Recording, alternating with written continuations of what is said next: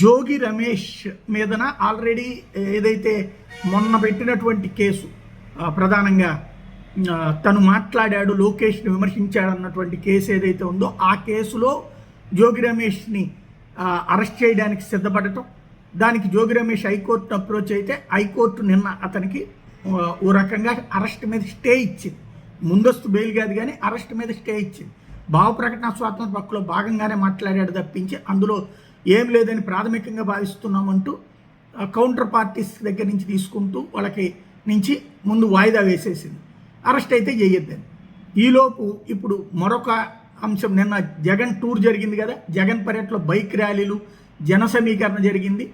తద్వారా పోలీసుల విధులకు ఆటంకం కలిగించారు, ఎట్లాంటి అనుమతి లేకుండా ఇట్లాంటివి తీసుకున్నారు అన్నటువంటి కాన్సెప్ట్తో ఇప్పుడు జోగి రమేష్ మీద పలు సెక్షన్ల కింద నాన్ బెయిలబుల్ కేసు పెట్టారు ప్రభుత్వం. అనుమతి లేకుండా ర్యాలీలు నిర్వహించారన్నటువంటి పేరుతో కేసు పెట్టారు. వాస్తవంగా అప్పుడు ఎవరి మీద పెట్టాలి కేసు? జోగి రమేష్ ర్యాలీ ఏం నిర్వహించలేదు, జగన్మోహన్ రెడ్డి వెళ్ళాడు అక్కడికి, తనుగా వెళ్ళాడు. తను ఎందుకు పర్మిషన్ అప్లై చేయలేదు అంటే ఇంతకుముందు జరిగిన పరిణామాలతో పరామర్శకు వెళ్ళాడు. పరామర్శకు వెళ్ళే టైంలో అతను వెళ్తున్నటువంటి రూట్లో కార్యకర్తలు కనబడ్డారు, లేదా పబ్లిక్ కనబడ్డారు, నమస్కారం పెట్టానని చెప్తాడు. జగన్మోహన్ రెడ్డి మీద కేసు పెట్టాలి, కానీ జోగి రమేష్ మీద పెట్టారు.